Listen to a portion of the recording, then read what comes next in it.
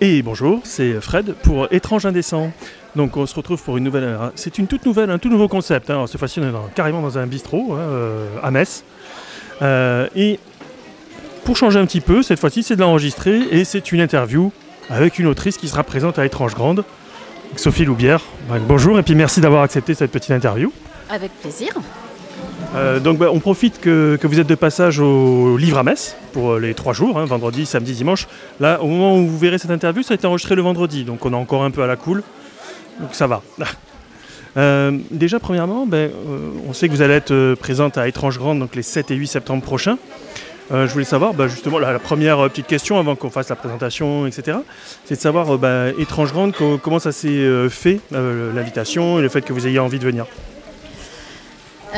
Le fait que j'ai eu envie de venir, je pense que c'est lié à votre façon d'insister sur le grand intérêt que représente cette manifestation et puis surtout l'équipe qui a l'air vachement sympa. Je n'ai eu que de très bons échos. Et puis voilà, c'est aussi dans ma région natale, donc je suis née à Nancy, la Lorraine, la Moselle, je connais bien. J'ai même mon premier mari qui habitait à Famec, donc voilà. Mon meilleur ami est à Thionville, donc voilà, je ne pouvais pas dire non. Mais surtout qu'Étrange Grande, c'est vraiment pas loin de Thionville en plus, donc on est vraiment à côté. Oui, c'est vrai qu'on peut être très persuasif pour inviter les gens, effectivement. On dira pas qu'il y a eu quelques menaces et des choses comme ça, parce que ça reste en off. Donc la première petite question, c'est un petit peu les traditionnels qu'on fait quand on fait nos petites interviews. C'est de savoir qui vous êtes et puis votre parcours, avant d'aller discuter un petit peu plus de vos œuvres, quoi. Alors, qui je suis ? Je suis à la fois romancière et journaliste. J'ai longtemps œuvré derrière le micro à France Inter, France Info, France Culture. J'ai démarré sur les locales de Nancy, notamment France Bleu Nancy, Rocking Chair, pour ceux qui connaissent cette radio qui a été une radio très importante du paysage radiophonique nancéen. Et puis j'ai aussi une agence de communication à Nancy, de communication graphique et événementielle. Je me suis fait la main sur le métier de relations presse, sur le rédactionnel et aussi sur la façon de mettre en avant un objet qui m'a beaucoup aidée pour ma carrière de romancière lorsqu'il s'agissait de choisir la couverture d'un livre. Ah oui, carrément. Ah oui, c'est vrai. Du coup, comme si dans la pub, etc., c'est plus facile de se projeter sur comment mettre en avant le livre. Parce que c'est vrai qu'on ne le dit jamais trop assez, mais sur un livre, la couverture, elle attire l'œil et forcément le lecteur après, quoi. La couverture et tout le marketing le plan marketing qui va accompagner le livre, ce qui fait que c'est un peu compliqué pour un éditeur de me faire avaler des couleuvres parce que voilà, je suis du métier, donc je vois tout de suite quand on veut m'entourlouper, me refiler une couve qui est nulle. Voilà, donc je me suis toujours positionnée et j'ai toujours bien défendu mon bout de gras. Y compris sur les éditions poche. Parce que là, c'est toujours un peu plus complexe. Y compris sur les éditions poche, oui. Dès que j'ai pu imposer mon choix sur les couvertures, je l'ai fait. Et en général, on est plutôt satisfait. Oui, ça se passe bien. J'ai de bons rapports avec mes éditeurs. Et une petite question, c'est que le fait d'avoir fait de la radio, des interviews, etc. avant, le fait de vous retrouver interviewé maintenant, ça vous fait quoi ? Ça me permet de renouer un petit peu avec l'exercice, avec le micro. J'adore, évidemment, j'ai adoré ce métier, que j'ai commencé à l'âge de 16 ans, que j'ai arrêté en 2010. Donc ça fait 14 ans que je ne travaille plus à France Inter, mais j'en ai bien profité. Pendant des années, j'ai animé des émissions consacrées à la littérature, au cinéma, à la musique. Et j'étais extrêmement libre d'imaginer des concepts, d'interviewer, de rencontrer qui j'avais envie. Et je me suis franchement rien interdit. C'était une formidable époque qui s'est arrêtée en 2010 avec l'arrivée de Philippe Val et de Laurence Bloch à la direction des programmes. Et leur arrivée a fait beaucoup de mal à l'antenne puisqu'il y a quand même une bonne partie des producteurs emblématiques qui ont été remerciés. Pas forcément parce que les émissions ne marchaient pas, plutôt parce que peut-être les choix ont plutôt été, je dirais, politiques. Ou, comme dans toute entreprise, quand quelqu'un arrive, il a envie de tout changer et d'imposer sa patte. Et voilà. Donc, c'était l'occasion pour moi de... Oui, c'était... Apparemment, j'avais fait mon temps, ce qu'on m'a dit très gentiment, et que j'étais une vieille voix de radio. Et donc la vieille voix de radio s'est dit qu'elle allait peut-être faire de la littérature. Donc je me suis consacrée entièrement à l'écriture à partir de ce moment-là. J'écrivais déjà, j'avais déjà été finaliste au Grand Prix Elle des lectrices, mais je n'avais pas encore conscience que je construisais une carrière de romancière. Et c'est ce grand coup de pied dans les fesses que m'a donné gentiment Laurence Bloch qui m'a amenée à devenir romancière. Et justement, c'est le fait de rencontrer tout un tas d'auteurs, de chroniquer des films très différents, etc., qui vous a donné envie de vous attaquer à plusieurs genres dans le roman? Non, pas du tout. Je ne cherche pas à attaquer plusieurs genres. En fait, quand j'ai une idée en tête, je vais aller au bout. Et c'est cette idée qui va amener le choix du genre. D'accord.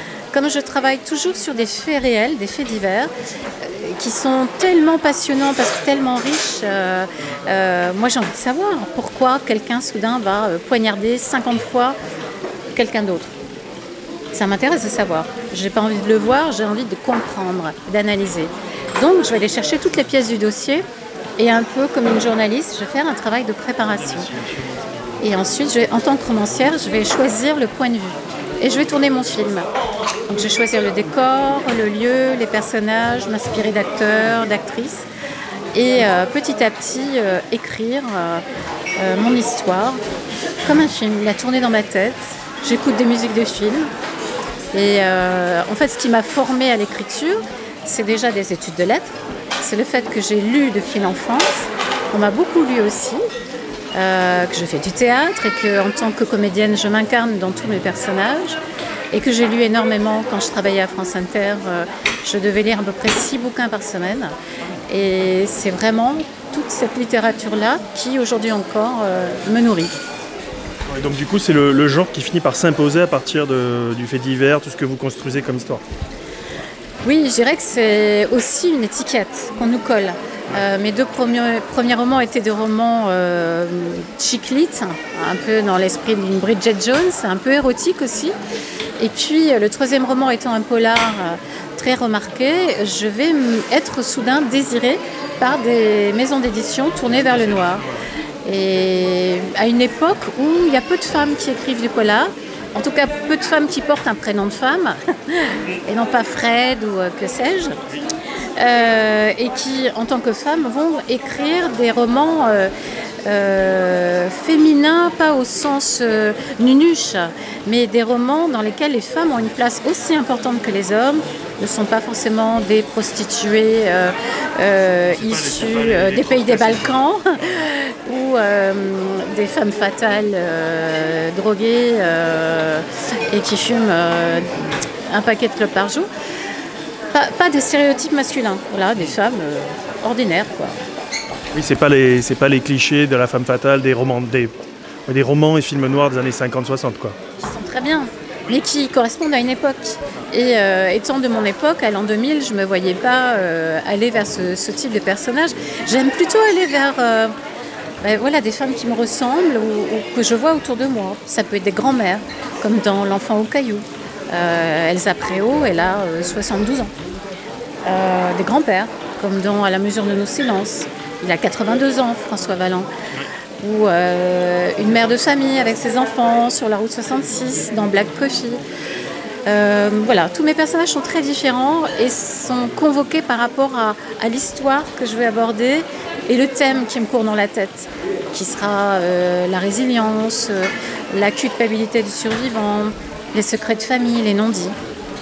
Oui, justement, dans les différents romans que vous avez écrits, j'ai regardé un petit peu, il y a pas mal de thèmes qui sont abordés, quelques-uns qui reviennent quand même pas mal, donc qui sont plutôt le deuil, la culpabilité, les secrets enfouis, des choses comme ça, et qui effectivement vont pouvoir se marier avec différents genres. J'allais dire, après tout, le seul genre, c'est le genre fiction, hein, donc dedans on peut mettre un petit peu tout ce qu'on veut, c'est peut-être un peu plus simple. Donc ça, c'est des thèmes, c'est pareil, que vous abordez en fonction de faits divers que vous observez, ou c'est des choses que vous portez à un moment donné, que vous avez envie de remettre en avant? Comment ça se passe? Je n'écris pas un livre, c'est le livre qui m'écrit. Donc si soudain je m'intéresse à un thème ou un fait divers parce qu'il m'a complètement bouleversée, c'est forcément que ça résonne avec ma propre histoire, mon vécu. Et en écrivant sur ce fait divers, ce qui est le cas de 5 cartes brûlées par exemple, qui est inspiré d'un fait extrêmement violent, une affaire criminelle qui s'est passée en Lorraine il y a une quinzaine d'années à Nancy. On va découvrir dans une chambre d'hôtel un couple ensanglanté. L'homme baigne dans son sang, ils sont nus tous les deux. Elle a été blessée, mais beaucoup moins que lui. Et voilà, on les emmène tous les deux à l'hôpital, on ne sait pas ce qui s'est passé. Et quand on va savoir le fin mot de l'histoire, moi ça va complètement m'électriser, quoi. Mais quoi, comment est-ce qu'une personne peut être amenée à venir dans un hôtel avec un couteau en céramique à peu près de cette taille et poignarder à plusieurs reprises, donner 50 coups de couteau à quelqu'un d'autre? Il faut vraiment être en colère. Qu'est-ce qui nourrit cette colère? Qu'est-ce qui nourrit cette folie? Et c'est tout ce travail que je vais faire de réflexion autour de la construction de mes personnages, puisqu'il n'est pas question pour moi de toucher à l'histoire vraie. Je ne voudrais en aucun cas ajouter au drame des personnes qui ont vécu cet événement. Mais pas une littérature de faits divers. Non, c'est pas du true crime, parce que je trouve que le problème du true crime, c'est qu'on oublie les dommages collatéraux. C'est bien de se faire du fric en tant qu'auteur sur le dos de personnes vivantes qui ont vécu des calvaires, et puis d'aller en parler à la télé, de se dire spécialiste du true crime. Mais il faut quand même réfléchir à ce qu'on fait, quoi. En gros, on se fait du pognon, et l'éditeur se fait du pognon sur la souffrance de familles, que ce soit les victimes ou que ce soit la famille de la perte de l'agresseur. Donc ça, moi, je ne veux pas. Ma mère a été éducatrice spécialisée. J'ai trop de respect pour les victimes pour aller sur ce chemin-là. Donc je crée une fiction. J'invente des personnages et je transpose. Et donc cette affaire criminelle, je vais transposer dans le Cantal, à Chaudezeg, parce que je découvre un jour, en me perdant dans la région, ce petit village qui est magnifique, qui est engoncé comme ça, complètement au milieu des montagnes et des routes qui serpentent, avec une source d'eau brûlante. Voilà, le décor est planté, c'est magnifique. Imaginez une femme qui erre là, dans cette rue. Voilà comment je vais construire le décor, le climat et les personnages. D'accord. Et dans les différents romans que vous avez écrits, donc il y en a déjà pas mal, on va dire que c'est vraiment le point de bascule, comme vous disiez, c'est 2010-2011, au moment où vous dites, ça y est, je vais vivre de ma plume, donc romancière. Donc il y a eu pas mal d'écrits qui sont sortis. Le tout dernier, c'est Obsolète, on va en reparler un petit peu après. Comment s'est construit ce parcours de romancière, des différents écrits? C'est pareil, c'est des envies à des moments donnés. Il y a tel truc qui m'intéresse et je me lance dedans. En fait, j'ai un petit carnet dans lequel je note les idées qui me viennent. Je copie aussi des articles de presse.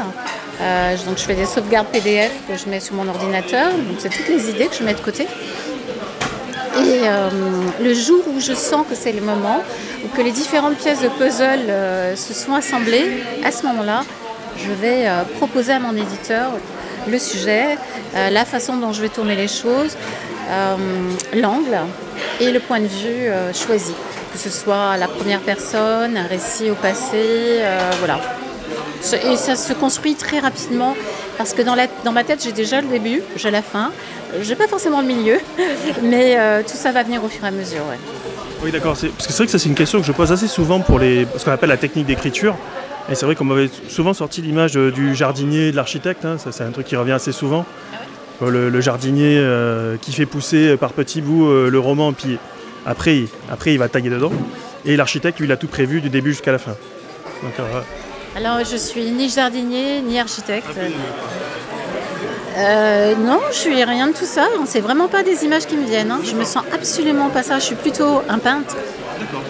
Un peintre qui a une palette avec ces différentes couleurs que j'ai préparées. Il y en a même que j'ai fabriquées avec mes propres émotions. Et je vais prendre un petit peu de bleu pour faire le ciel, un petit peu de jaune pour faire le soleil ou le sourire. Et puis après, je vais aller chercher. C'est ma propre palette. Et je reprends et je retouche des centaines et des centaines de fois chaque page, chaque phrase, jusqu'à ce que ce soit enfin, au moment où je l'écris, ce qui me semble le mieux. Ce qui ne m'empêche pas 15 ans plus tard de tout reprendre lorsque le livre sort en poche. C'est la chance qu'on a aujourd'hui en tant que romancier, c'est d'être comme des peintres. Grâce au numérique, au fichier numérique, on peut reprendre entièrement notre œuvre. Alors évidemment, on va pas changer le sujet, On va corriger cette partie qu'on n'avait pas su très très bien traiter. On va rajouter quelques phrases de dialogue, on va affiner les choses. Oui, je sais que j'avais rencontré d'autres auteurs, autrices et tout pareil, hein, qui, à l'occasion d'une réédition, réécrivaient des passages, donnaient de l'épaisseur à des personnages, des choses comme ça. Donc ça, c'est ce que vous faites aussi de temps en temps, ça vous arrive? Moi, je suis dyslexique. Comme tous les dyslexiques, je suis perfectionniste. C'est-à-dire qu'à l'image de Keanu Reeves, qui va reprendre 35 fois sa cascade, quitte à se péter le dos, je reprendrai 35 fois ma phrase, quitte à me péter le dos, parce que je suis comme ça sur mon ordi, qu'il est 3h du matin, et que tout le monde dort dans la maison. Oui, je suis perfectionniste parce que j'ai pas droit à l'erreur. J'ai jamais eu droit à l'erreur. Et donc, c'est pour ça que nos livres sont des livres très exigeants. Et aussi qui partent dans tous les sens, avec des idées que personne d'autre n'aurait, parce que nous ne fonctionnons pas comme les autres. Que ce soit Daniel Pénac, Daniel Picouli, Agatha Christie, Jules Verne, Léonard de Vinci. Il me semble aussi que Flaubert, de mémoire, est dyslexique. Enfin voilà, on est nombreux. On vit caché, on ne le dit pas, enfin, sauf moi, je suis une des rares à dire que je le suis. Qui arrive à le reconnaître effectivement maintenant. Oui, mais non, je ne reconnais pas. Hein. Je le dis, c'est pas pareil. Reconnaître, ça vaut la... Oui, je reconnais que j'ai fauté. Non, j'ai pas fauté, je suis née comme ça. Et j'en ai chié quand j'étais petite. Et maintenant, je suis très fière d'être devenue romancière. C'était pas prévu au programme, c'est pas du tout ce que je voulais faire. Et c'est arrivé comme ça, tant mieux.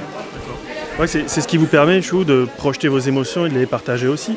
C'est un peu ça aussi qui retranscrit, qui transparaît dans vos romans aussi. Hein.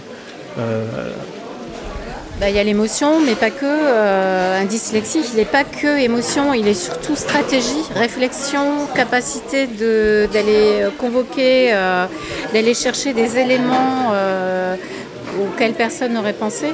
Dans Obsolète, par exemple, il y a une documentation monstrueuse.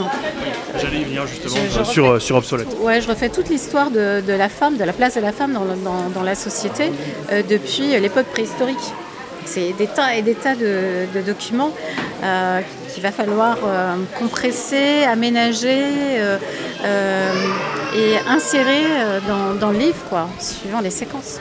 Ouais, surtout que en plus, l'histoire de la femme écrite par des femmes, on commence à la retrouver que depuis quelque temps, hein, c'est assez récent, mine de rien. On retrouve effectivement déjà les places de la femme dans l'Antiquité, dans le Moyen-Âge. Donc il y a pas mal de clichés qui ont volé en éclats, et c'est tant mieux d'ailleurs, heureusement. Et justement, on va parler un petit peu d'Obsolète, qui est le dernier sorti. Donc vous le verrez passer en insert, en plus ce sera magnifique au montage. Oui, on sait faire des choses comme ça, mais il faut mieux laisser faire des procales. Donc sur Obsolète, on a effectivement ce récit d'anticipation qui se passe donc 200 ans dans le futur, où on est dans une société qui semble pacifiée. Par contre, les femmes à 50 ans, elles partent au recyclage, quoi. C'est un peu le début, en tout cas, du propos. Oui, dans 2 siècles, la population humaine sera en voie d'extinction et elle sera en surreprésentation de femmes. Pourquoi ? Parce qu'aujourd'hui, on est déjà dans une situation très compliquée du côté de la fertilité. À cause, chez les hommes et les femmes, à cause du réchauffement climatique évidemment, mais surtout des perturbateurs endocriniens qui engendrent une féminisation des fœtus. Cette féminisation des fœtus chez l'homme et l'animal fait qu'on va avoir à terme, d'ici 2 siècles, une représentation féminine beaucoup plus importante. Ajouté au problème de fertilité, l'humanité sera en voie d'extinction. Et pour ventiler ces femmes en surplus, a été convenu avec l'ensemble de toutes les gouvernances de la planète, qui sont des espèces de conseils d'hommes et de femmes, où tout le monde ensemble réfléchissent, essaye de décider au mieux pour l'humanité. La décision a été prise de ventiler les femmes en surplus à partir de 50 ans. C'est-à-dire que quand elles ont 50 ans, les femmes qui a priori ne peuvent plus faire d'enfants sont envoyées au grand recyclage, au domaine des Hautes Plaines, où là elles vont vivre une nouvelle vie, une espèce de paradis qui leur est promis, dont elles ne reviennent jamais, parce que si elles reviennent, elles vont perturber la nouvelle famille qui s'est créée en leur absence, car elles sont remplacées par des femmes plus jeunes, encore capables de faire des bébés. Autant dire évidemment que depuis l'enfance, tout le monde est conditionné par rapport à cela, les petits garçons, les petites filles. Il y a même les petits garçons qui rêveraient des petites filles pour pouvoir aller au paradis. Donc les choses se sont organisées comme ça. C'est une société bienveillante, communautaire, égalitaire. Il n'y a plus de problème de racisme, il n'y a plus de religion. Ça, c'est pas mal. Ouais, non. On s'est vraiment bien débrouillé dans 2 siècles. Il n'y a plus d'armes, plus de crimes. Ah, plus de crimes, ouais, non, mais sauf que dans le roman, à un moment quand même, on va être confronté au cadavre de 3 petites filles. Qu'est-ce qui est arrivé à ces 3 petites filles? Visiblement, c'est pas accidentel, c'est pas une bête sauvage. Qu'est-ce qui s'est passé? Mais le problème, c'est qu'il n'y a plus de flics. Il n'y a plus d'expert qui va vous dire oui, non mais là, avec sa blouse médicale, il n'y a plus de labo, il n'y a plus de prison, il n'y a plus de justice, il n'y a plus besoin. Plus personne ne tue, plus personne n'agresse. Donc eh bien, c'est un archéologue qui va faire son enquête et les outils qu'il a à sa disposition, c'est la littérature policière. Donc voilà, ça va changer un petit peu effectivement, parce que comme ça vous saurez tout, je suis en pleine lecture d'Obsolète, hein. Donc j'en suis déjà à un bon tiers, donc on voit un petit peu où ça va, on devine où ça va aller, enfin j'espère, enfin je me trompe pas trop. Non, on ne peut pas deviner en fait. Non. Comme tous mes romans, on ne devine jamais la fin. En plus, en général, il y a double twist. Et donc cette dystopie m'a été, le déclencheur, ça a été Yann Moix. Yann Moix qui en 2019 a déclaré que les femmes de plus de 50 ans étaient vieilles, que leur corps n'était vraiment pas extraordinaire du tout et que en gros si on était invisible ce serait vachement mieux. Donc j'ai exaucé le vœu de Yann Moix et donc je retire carrément les femmes de la société lorsqu'elles ont 50 ans. Oui, donc on va laisser de côté effectivement cette petite aparté sur ce charmant écrivain qu'on adore tous. Pour revenir donc sur Obsolète, ce qu'on disait, hein, donc, cette thématique d'aller chercher ce qui s'est passé effectivement sur ces 3 crimes en se servant des romans, c'est une espèce de mise en abîme en fait, hein, quelque part aussi. Le genre dystopie, il s'est imposé à un moment donné comme cadre. Ah oui, le sujet, je ne pouvais pas le traiter là, comme ça, comme un roman noir. C'était forcément une dystopie. Il fallait que je me projette. Et l'idée de cette projection, elle a été nourrie par une énorme documentation que j'ai rassemblée au cours des 5 dernières années sur ce que serait la planète dans 2 siècles, en partant des prévisions du GIEC et de documents scientifiques. Ce qui fait que le monde que je vous présente est tout à fait crédible et réaliste, y compris toutes les innovations qu'on trouve dans les habitations, ces villages en forme de coquillage, ces maisons en courbe, qui sont vraiment adaptées au climat, à ces températures extrêmes, très froid ou très, très chaud, à ces tempêtes, ces cyclones qui nous tombent dessus, à la montée des eaux.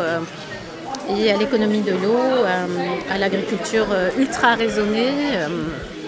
Voilà, c'est à la fois une utopie, on va dire, une utopie sombre ou une dystopie positive.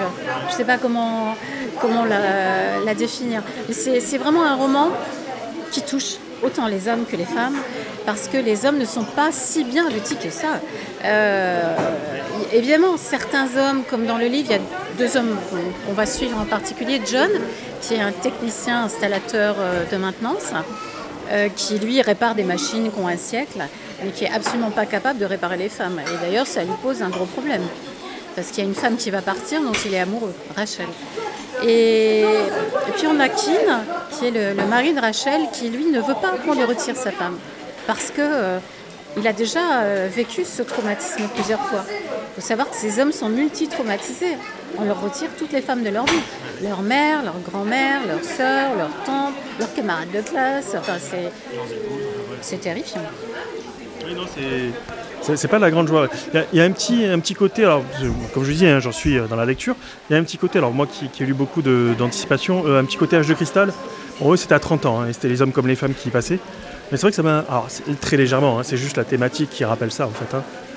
Mais après, c'est difficile d'écrire un livre aujourd'hui qui ne rappelle pas quelque chose. Oui, non, forcément. Surtout la culture audiovisuelle qu'on a maintenant. Donc, Oui, moi j'ai vu la série L'Âge de cristal, j'ai vu Soleil vert, J'ai vu Blade Runner, La Servante écarlate.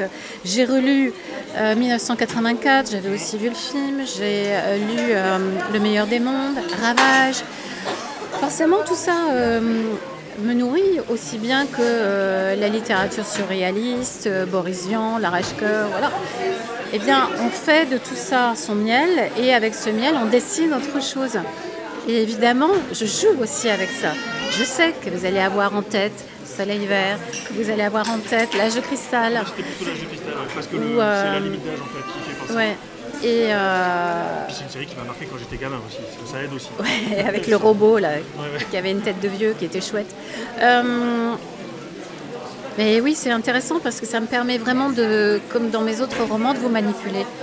J'aime bien amener le lecteur et la lectrice sur un chemin où il se sent en sécurité, il s'est déjà fait ses repères, il sait que, ah oui, alors ça me rappelle telle chose, tel film, tel univers. Ouais, ça y est, je vois où elle veut m'emmener. Et puis à la fin, ah d'accord, ok. Bon, comme ça, je pourrai en reparler dès que j'aurai fini le roman, comme ça vous aurez les impressions presque à chaud.